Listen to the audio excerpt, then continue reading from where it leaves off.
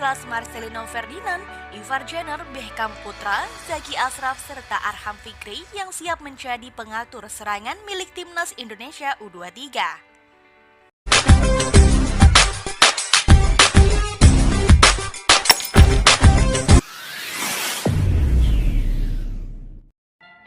Assalamualaikum dan salam persaudaraan guys. Oke, kita mulai pada video kali ini. Saya ingin mereaksi terkait dengan peranan seorang gelandang tengah Timnas Indonesia. Jadi dalam sepak bola ini guys, peran seorang gelandang adalah salah satu elemen kunci yang mempengaruhi jalannya pertandingan itu ataupun satu-satu timnas atau pasukan itu. Jadi di level timnas Indonesia U23 ini, gelandang yang akan menjadi pilar utama dalam mencapai kesuksesan di kancah internasional, ini yang kita akan kupas dalam video kali ini. Dan kita akan ulas lanjut tentang peran dan kontribusi gelandang terbaik dari Timnas U23 ini di dalam melayani laga-laga penting selepas ini. Dan kita akan menyoroti bagaimana prestasi terkini serta dampaknya terhadap tim dan harapan besar yang akan mereka sandang untuk masa depan sepak bola di Indonesia. Jadi di Indonesia kali ini banyak gelandang terbaik atau pemain tengah ini, sosok yang tidak hanya mempengaruhi pertandingan tetapi juga menjadi inspirasi bagi generasi muda dan pemain-pemain lain dalam sepak bola di Indonesia. Dan dalam video kali ini di channel Star Football guys, kita lihat bagaimana pemain-pemain tengah ini akan mempengaruhi Timnas U23 untuk kejohanan besar seperti kelayakan Piala Asia U23, dan juga ini adalah sebagai pemain untuk Olimpiade pada 2024. Yuk kita semak dulu video ini guys. Siapa saja pemain-pemain yang berperan penting di dalam kawasan midfielder, tengah dan gelandang ini. Jadi raksasa baru lini tengah menuju Olimpiade Paris, gelandang Timnas U23 terbaik sepanjang era ini. Yuk kita semak dulu video ini.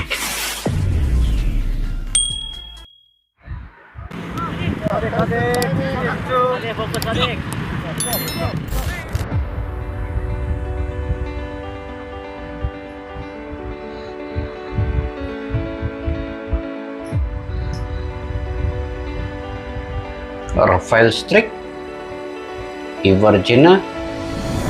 Tak ada yang cupu. Menuju Olimpiade Paris, Timnas U23 terbaik sepanjang era punya gelandang kemampuan dunia. Siapakah dia? Sintayong tak main-main dalam ajang Piala Asia kali ini. Pasalnya, kali ini ia membawa semua pemain utama yang telah membawa Indonesia sebagai jawara SEA Games di tahun ini. Menurut Mimin, ini adalah skuad impian Indonesia yang telah lama diidam-idamkan para fans Indonesia untuk mengarungi kerasnya agenda FIFA. Bisa dibilang, ini adalah the dream team yang telah diracik oleh Sintayong sejak lama, dan setelah dipupuk dengan baik, akhirnya kini Indonesia siap untuk memanennya. Bahkan banyak yang menyebutkan bahwa skuad Timnas Indonesia U23 lebih baik dari skuad Timnas senior yang akan sama-sama bertanding pada FIFA Matchday nanti. Ini guys, ini persoalannya. Timnas U23 adalah lebih baik daripada Timnas senior. Sedangkan pemain-pemain Timnas senior ada juga pemain dari U23 ini. Tetapi apa yang penting, Timnas U23 ini adalah timnas masa hadapan Indonesia guys, sebab dia akan melalui banyak fasa pertandingan laga-laga besar seperti kelayakan Piala Asia U23, Olimpiade, dan juga berbagai lagi kejuaraan lain.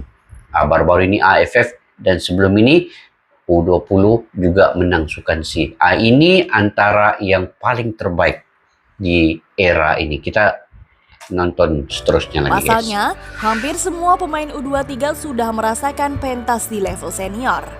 Contoh saja Pratama Arhan serta Marcelino Ferdinand ataupun Rizky Ridho yang ikut meramaikan pertandingan duel melawan Argentina Juli lalu. Memang hampir semua lah kan sudah pergi senior. Kalau diikutkan memang semua pun. Karena hal inilah kita akhirnya bisa melihat betapa cepatnya kemajuan timnas Indonesia di tangan pelatih asal Korea Selatan ini. Hal inilah yang membuat Indonesia semakin pede bersaing di level dunia. Itu telah diungkapkan Erick Thohir bahwa targetnya adalah Olimpiade Paris. Saya berharap tentu Liga Bapak Erick Thohir bisa tegas melakukan ini, karena sampai hari ini pun saya belum menandatangani yang namanya detail operasional Liga.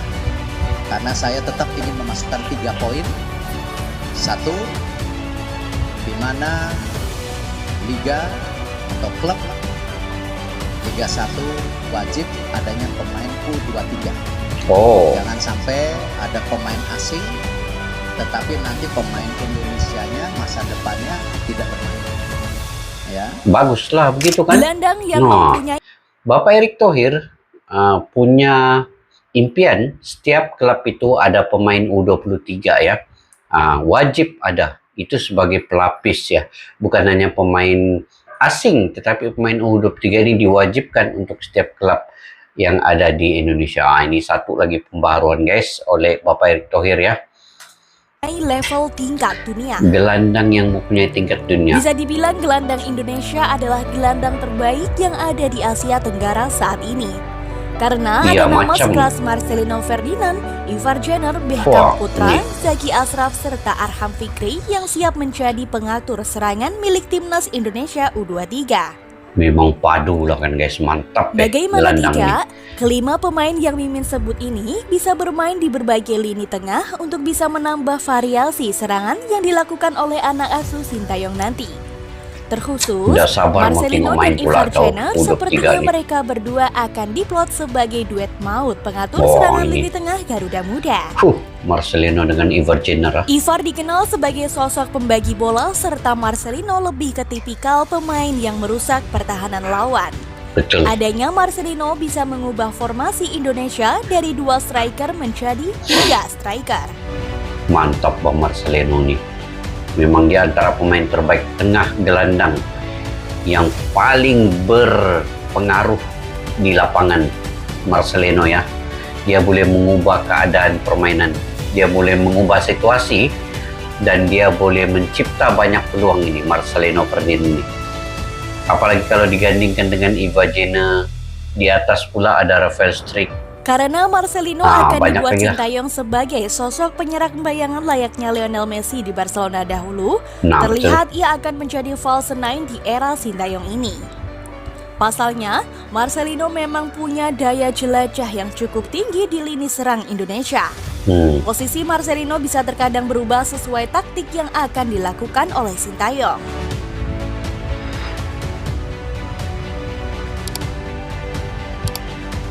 Nah, tengok. Ini waktu lawan Argentina. Argentina pun dimain-main oleh Marcelino. Nah, skill-skill lagi. Hebat Marcelino. Adanya Ivar Jenner di skuad timnas Indonesia juga akan mempermudah Marcelino untuk tetap stay menunggu bola dari belakang. Sebab tugas Jenner memang sebagai pembagi bola. Ia akan lebih dominan menjemput bola dari belakang serta menyalurkannya ke depan untuk diolah kembali oleh Marcelino Ferdinand. Ini kepemimpinan Marcelino Ferdinand kali ini akan diuji dengan harus dirinya ia membuka ruang untuk kedua striker tajam yang telah dimiliki Indonesia. Tapi kalau gabung lagi kan Marcelino di tengah nih ya, Marcelino ada arahan pertama ini bagian sebelah kiri kan. Kemudian sebelah kanan mungkin ada Witan Sulaiman. Dan depan ada Sananta, Rafael Struijk. Dibantu di tengah lagi oleh Ivar Jenner tadi. Ini memang mantap guys. Di bagian belakang pula ada Elken Bagot, Rizky Ridho. Kiri kanan ada pemain naturalisasi juga. Kawan Ivar Jenner, Rafael Struijk, ada lagi satu guys di bagian pertahanan.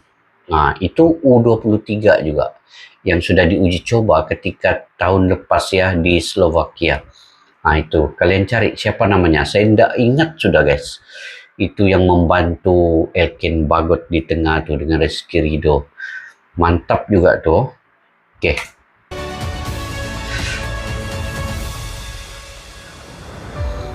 Namun sepertinya itu tak akan menyulitkan Marcelino. Sebab jam terbang yang sudah tinggi di level senior akan membuat mentalnya tak mudah goyah. Karena kita juga telah melihat betapa ngototnya Marcelino di pertandingan lalu saat melawan Argentina. Ia tak mau kalah dengan Alessandro Garnacho walaupun Garnacho bermain untuk tim Setan Merah. Garnacho.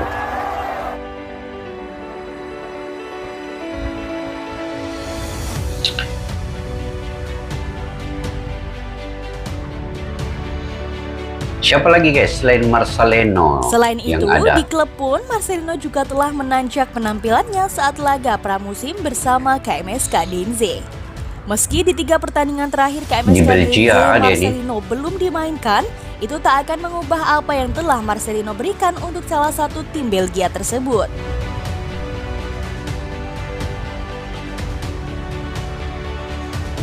Mantap Pak Marcelino nih. Oke guys, itu antara pemain masa depan timnas Indonesia di gelandang, yaitu Marcelino Ferdinand.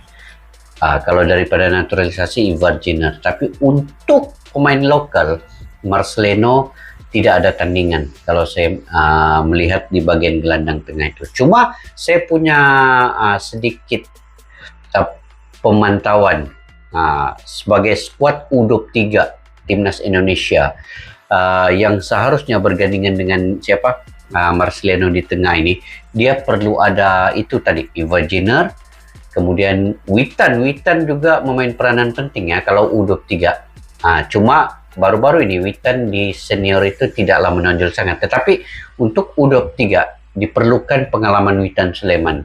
Kemudian perlu ada Fajar Faturrahman yang pernah bermain juga dengan U23 ini, itu di bagian gelandang tengah juga sangat membantu ya. Dan kalau saya melihat di atas itu sudah pastinya Ramadan Sananta dan juga Rafael Struijk itu perlu ada. Dan di bagian belakang ini guys, tidak lain dan tidak bukan Elkin Bagot, Rizky Ridho, Aran Pertama, kemungkinan Dewangga boleh masuk lah dalam U23 sebab dia kapten baru-baru ini ketika Piala AFF. Jadi ini lengkap sudah, di bawah, di tengah ini pun lengkap, dan di atas. Dan baru-baru ini Sinteyong juga memanggil satu lagi pemain berketurunan Indonesia bermain di Italia dan di Belanda juga, dia keturunan Indonesia dan Belanda, yaitu pemain J. Ejas. Itu pemain keturunan dari Indonesia. Itu pun kalaulah cepat dia punya WNI ini dinaturalisasi, ataupun dia kan pemain keturunan memang Indonesia, hanya perlu naturalisasikan saja. Jadi mungkin cepat prosesnya. Tetapi untuk sementara ini, mana pemain yang ada ini juga bisa untuk membentuk tim yang paling kuat di Indonesia setakat ini yang saya lihat. Sebab pengalaman mereka bermain di luar negeri, kemudian pengalaman mereka bermain dengan senior tim. Kebanyakan pemain U23 ini main dengan senior tim, dengan timnas senior. Jadi mereka sudah menentang Argentina, sudah menentang Curaçao, sudah menentang tim-tim yang besar kebanyakannya sudah. Dan mereka juga pemain di luar negeri, macam Marcelino main di Belgia, Aran Pertama main di Jepang. Siapa lagi guys? Pemain-pemain lain juga punya pengalaman yang luas. Apalagi pemain-pemain seperti Rafael Struijk, Ivar Jenner, Elkin Bagot itu main di Inggris. Jadi ini adalah satu tim yang saya ingat dapat mencipta satu kejutan yang besar di Piala Asia dan juga lolos seperti mana keinginan Bapak Erick Thohir main di Olimpiade Paris pada 2024 nanti di Olimpik ya. Jadi ini sejarah mungkin untuk Indonesia. Apapun kita doakan yang terbaik percaturan untuk Indonesia ini. Dan menurut kalian bagaimana guys? Yang paling terbaik untuk timnas Indonesia ini, bagian gelandang, bagian serangan, dan juga bagian pertahanan. Kalian tulis di kolom komentar yang terbaik menurut kalian. Nah, oke. Sampai kita berjumpa lagi guys di video yang akan datang. Assalamualaikum warahmatullahi wabarakatuh. Bye-bye.